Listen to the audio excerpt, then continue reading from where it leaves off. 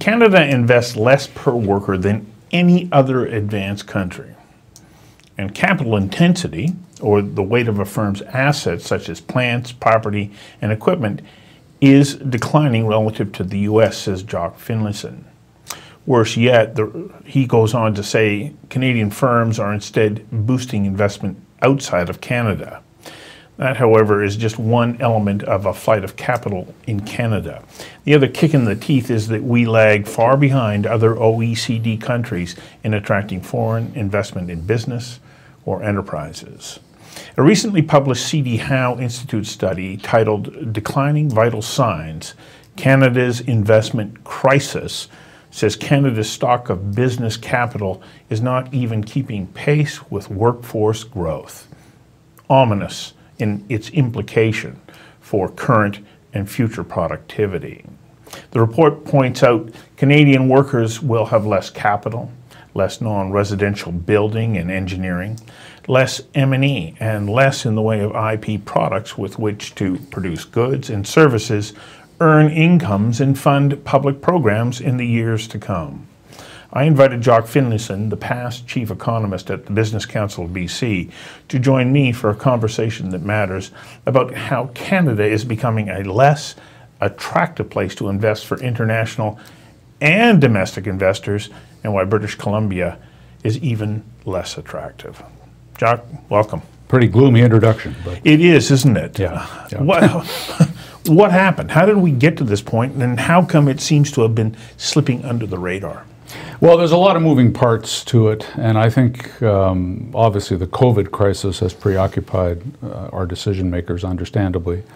Earlier, pre-COVID, we went through some very big adjustments in global energy markets, and that had pretty powerful reverberations within Canada. We're a major energy producer and exporter.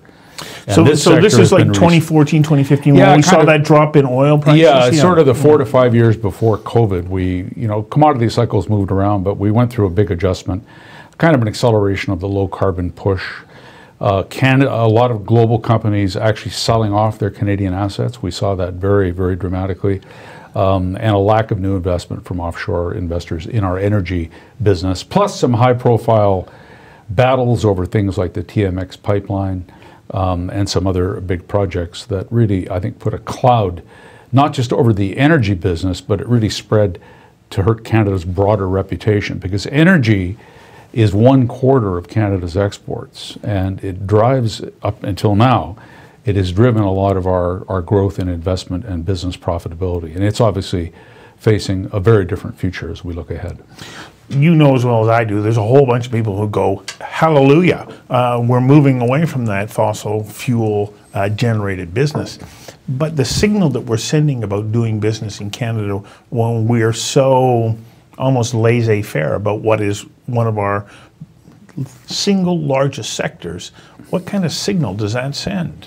I think it's negative. I mean, the low carbon transition has started, and we have to be part of that, and that's got some implications for our industrial base and our export mix, and it poses huge challenges to the fossil fuel companies and the thousands of businesses that are linked into them.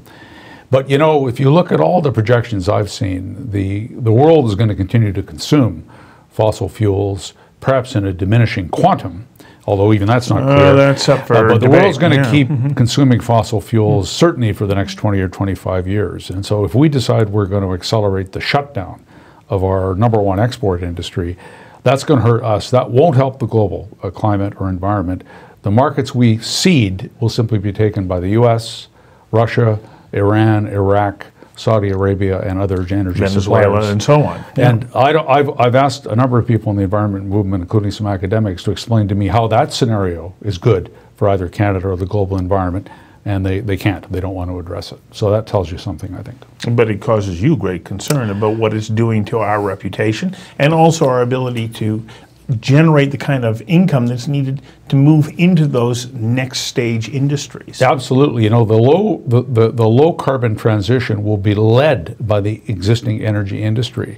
It's not going to be led by flag waving civil society groups and environmental advocacy organizations or small boutique companies. It'll actually be led by the Shells, you know, the Suncors, the CNRLs, the Cenovus's here in Canada, and similar companies abroad. And they are investing huge sums of money in low carbon transitions, both to mitigate their environmental impact today, but also to line themselves up for new businesses tomorrow. So we need these companies not only to produce what they're producing today, but to actually fund our own low carbon transition. And I think government understands that, but they don't tend to articulate it very clearly. You think they understand it? Maybe I'm living in hope, but I think they kind of get that to some extent. It's so obvious that who's got the know-how, the engineering talent, and the capital? The answer is the big energy companies and their suppliers. So, and the ability to distribute that energy, whatever form it might take, because distribution is always a big part of any kind of energy equation. It is, and you know, the challenges that are posed by that are immense. Just consider this. If we're going to reduce our own emissions in Canada significantly, as our governments continue to claim we're going to do, we're going to have to electrify large parts of the energy system by shifting to electricity for transportation, potentially for home heating and things like that, that currently are sourced through fossil fuel forms of energy. That will require a huge build-out of electricity production and the related transmission infrastructure. Have a look across Canada today at the struggles in BC, in Manitoba, in Newfoundland and Labrador, among other places, in trying to build new electricity infrastructure and generating facilities. It's incredibly difficult. It takes way longer than people think, and the cost overruns sort of blow your mind. So we're faced with some big issues. I don't think our decision makers really grasp any of this from what I've seen. They think you can pass a law, flip a switch, and off we are, you know, to the low carbon transition. And it's going to happen, but it's going to be bumpy. And I hope that at the end of it, we haven't dramatically reduced our standard of living, and that is kind of what I'm concerned about. As you're saying that, I'm reminded about the fact that it took more than 50 years to go from the horse to the automobile as the primary source of transportation in North America, and we were, you know, dramatically replacing a less efficient form of transportation, and it still took 50 years. Yeah. We're in a far more complex environment now. To do that, as you point out, we need to have that kind of investment into the country. But we're running into a regulatory environment that makes the investment of anything, especially if it has to do with energy, I don't care what form of energy it is, makes it almost impossible to do it. And for those companies that are looking at Canada, even Canadian companies are going, yeah, but I could do the same thing that much easier in the United States or somewhere else. Is this a big concern? Yeah, I would make, I mean, Canada's not a basket case, so we do have some areas of strength. And I think it's really important to make a distinction between what I call the permit economy and the non-permit economy. The permit economy is industries which, in order to build anything or even operate an existing company, have extensive interface with government and its regulatory agencies. That part of our economy is really struggling, and that's where a lot of the problems are in Canada. Even though we're an incredibly resource-rich country, we've made it extraordinarily difficult to actually develop and market and produce our resource goods. The non-permit economy, which is mostly sort of the high-tech sector, the digital economy, creative industries, professional scientific technical services, which is rapidly growing here in BC, the companies in these sectors tend to have a lot less to do with government, and they find Canada more appealing as a place to invest. So my rule kind of is the more you've got to deal with government and its entities and its regulatory bodies, the harder it is to justify putting capital into Canada. If you're in a line of business where government doesn't matter that much, Canada actually looks relatively a lot better.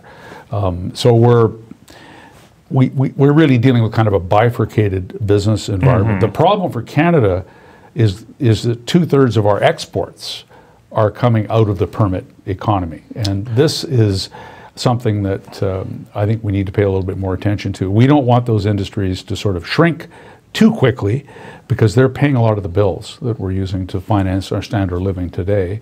And if we're going to shrink them over time, we need to focus very, very aggressively on building up new kind of engines of wealth creation and export receipts. And so I don't see our government's quite grappling with that in the way I'd like to see yet.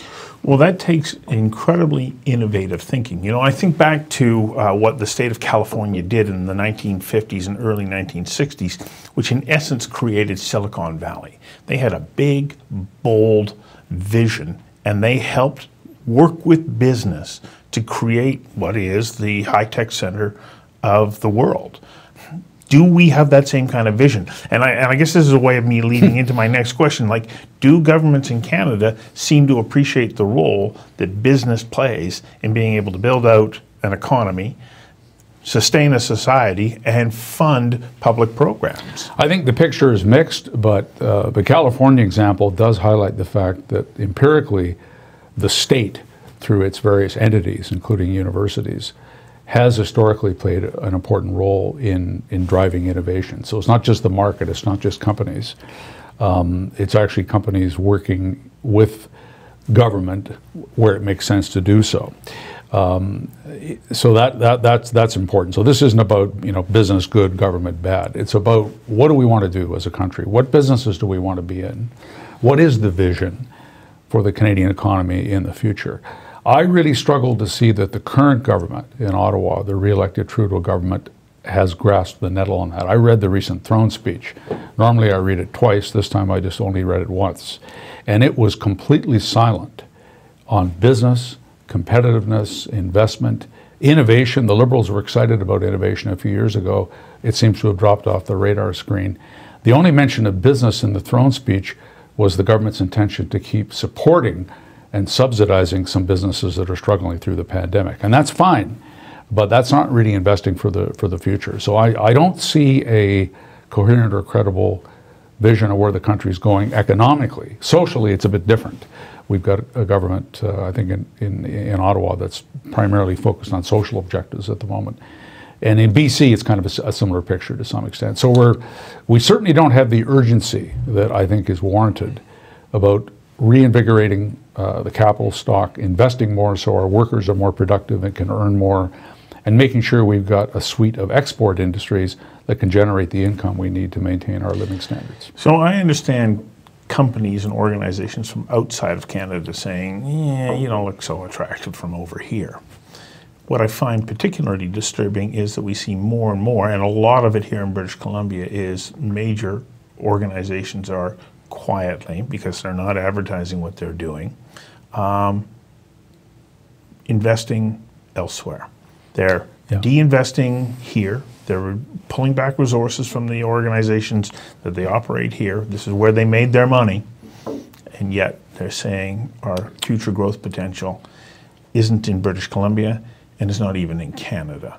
This is a troubling sign, and it's one that bothers me. Yeah, no, and it's something that requires a lot more attention than we're giving it today, I think, in the public domain.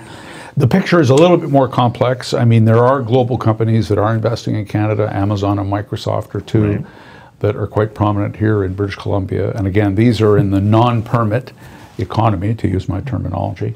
Across large parts of the resource economy and much of manufacturing, we are seeing the weakness on capital formation, relatively little incoming investment from foreign firms, and quite rightly, as you point out, in some sectors, certainly forestry in BC, we've seen the major companies increasingly investing elsewhere. Now there's a push-pull phenomenon at work there. It's not just, there are opportunities these companies are taking advantage of. They've grown in size. Got to remember, Canada's 2% of the world's economy. Right. BC is 10% of 2%, so we're a pretty small player. And substantial companies that reach a size quite naturally are going to be looking at other markets they might want to do business in. But I also think in our case we're chasing them out to some extent through the creation of very unappealing business environments, especially for companies in these permit industries that require a lot of interface. So it's happening nationally, and it's certainly happening in BC. And the question I have, our provincial government talks about value added in the forest industry, and I've heard that through my entire career from governments of different stripes. If you want to drive a value-added strategy in an industry like forestry, who do you think is going to do it? Is it the public service? No. Is it environmental activist groups? No. It's actually the companies, the biggest, best capitalized, best managed companies in the industry today. They have the knowledge, they understand the markets, they have the business acumen, and most importantly, they have the capital to actually drive any strategy government wants. In BC, the government seems to be in a kind of war situation or a conflict situation with the biggest companies in our #1 export industry. That bothers me. And I don't think it's, and it just doesn't just affect forestry. It spreads out and I would say contaminates the business environment to some extent right across the private sector. That I don't think our decision makers in Victoria understand. No, it's my understanding they talk about value added, as you say, I've been hearing it my entire life, and yet those very companies have moved that value added work just across the border, no more than about 90 miles away. Quietly haven't gone and done that. Why? Because there's a more business-friendly environment in that jurisdiction than the one that they're dealing with here, which is the source of the product that they're working with. Yeah, it's not that the BC environment for anybody operating on the land base, and again, this is the kind of permit economy, has become an incredibly complex place to do business, to get stuff done, even to run an existing business, never mind try and expand it or change the shape of it. Or create a new one. The regulatory environment is complicated. We've got unresolved Aboriginal right and title issues that pervade the whole Crown land base, and there's no easy fix to that. That's something we just have to manage our way through. In some cases, we have unattractive kind of taxation structures, and I just find it odd that our provincial government would look at the number one export engine in BC, which is still forestry. By forestry, I mean logging, wood products manufacturing, and pulp and paper all lumped together. That's a third of our exports. It's a pretty big number. Yeah. That the government would look at that and not say, we need to help these companies succeed. We want them to stay here. We want them to invest here. Yes, the fiber supply is going to go down over time because of the pine beetle and because of other decisions around land use, but we can still have a thriving, commercially successful, and energized forest products industry in BC. It might not be as big in relative terms as it was when I was growing up here, 60 years ago, but it can still make a big contribution. But the track we're on right now, I think we're going to lose that opportunity because these companies all the signals from government are that you should basically take your marbles and go somewhere else, which is precisely what they're going to do. Well, that's what they are doing. What I find even more disturbing, and it's not exactly in line with what we're talking about, but we look at the government of Canada, we look at the government of British Columbia. They have infrastructure commitments that they have made, and they're not executing. They're not investing in Canada either. Now, they're not taking that money elsewhere, but they're not putting the money into the economy. They're not helping to drive innovation. They're not building jobs and further taxation. Even they are not contributing the way that we need to continue to see. I must say, you're a pretty harsh critic of our. I wouldn't go quite that far. I mean, I think I think governments are both federally and certainly here in BC, they are allocating more capital. They're increasing their capital budgets and spending. We've seen that in BC. It's been quite appreciable, and I think that makes sense in the environment we're in today. BC's actually done, I think, a reasonable job of that. I mean, there's work being done on transportation projects. There's work being done to build new hospitals and so on. The federal government, I think, struggles more. They really have enormous difficulty flipping the lights on in the morning. So the Canada Infrastructure Bank, created 6 years ago, I think in Mr. Trudeau's first budget, $35 billion commitment earmarked from the government of Canada to start the infrastructure bank, and then it was going to leverage in private capital to help invest in all kinds of different projects. But they've been incredibly slow to get going. I think there's only 4 or 5 projects that they've even got out the door yet. They've had a complete turnover of the board and of senior management. It's classic Ottawa, basically sclerotic decision-making and institutions that struggle to execute. And in that regard, Canada's got the disadvantages. We're known rightly as a very slow-moving jurisdiction. When we move at all, it's slow. But we're in a fast-changing world where opportunities come, they're kind of fleeting.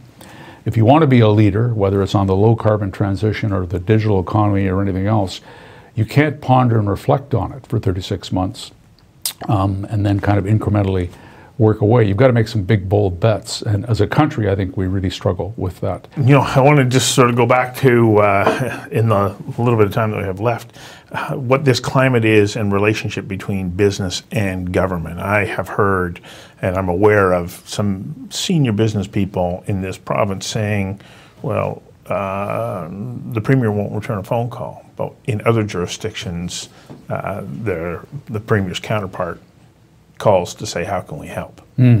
How much do we need to see a shift in attitude towards business? And if doing so, well, then that brings some of the legislative changes. Because I think that we, you know, as you point out, I'm being a little harsh here, but with a change in attitude and with some regulatory changes, we can probably change this environment. I think the problem is, if you read the mandate letters that the Premier wrote and delivered to all his ministers, and you read the ones that Mr. Trudeau is about to send to his ministers at the federal level, you'll see mandate letters that aren't really focused very much on building the economy. They don't say, we want to step up investment and capital formation so that we can raise productivity. They don't say we want to be more competitive so we can attract investment. Those are not priorities, seemingly, of the current political leadership at either at the federal level or here in BC. And I think that's a bit of a missed opportunity, because the people we're competing with around the world are more focused on those things. And especially for an NDP government here in BC that wants workers to have higher wages and incomes over time, a goal I subscribe to as well. The only way to get that is to have more investment in things that make workers more productive. And that should be an actual central driver of every decision the province makes. And so far, I think they've really struggled to see that. So we keep working away at it, but we are losing ground, there's no question. Well, and I think it's very interesting. We look at that socialist mecca, Sweden, they get it. And they're an attractive place to invest, and their economy continues to seem to do quite well, considering Norway, Denmark, Ireland, Germany. Social Democratic government is about to take over in Germany. Its relations, I would predict, with the corporate sector in Germany will be smoother and less conflict prone than we tend to see in Canada or certainly BC. So I think, you know, we're up against a very competitive, a very harsh world. Borders are thickening. Mr. Trudeau is discovering that the departure of Donald Trump from the White House has not created a much better atmosphere for dealing with bilateral trade and commercial issues. In fact, it's gotten worse, believe it or not, since Trump left. We have no traction at all in Washington. We can't get pipelines built across the U.S. Hydro-Quebec was just shut down on an attempt to build a clean energy transmission infrastructure into the New England states. President Biden wants to subsidize electric vehicle manufacturing, but only in the United States, kind of ignoring the free trade agreement we have with the U.S. So we better pretty quickly figure out a way that we're going to make our way in the world, compete, and earn our living, because no one's going to do it for us. And at the moment, especially at the national level, what I see is a government that's basically spinning its wheels completely, and they're just not focused on the things that I think we need to be focused on if we care about productivity, investment, wages, and incomes. And to some extent, I'd make that comment provincially as well. I think I want to thank you for coming in here, John, but I wish that we were ending on a higher note.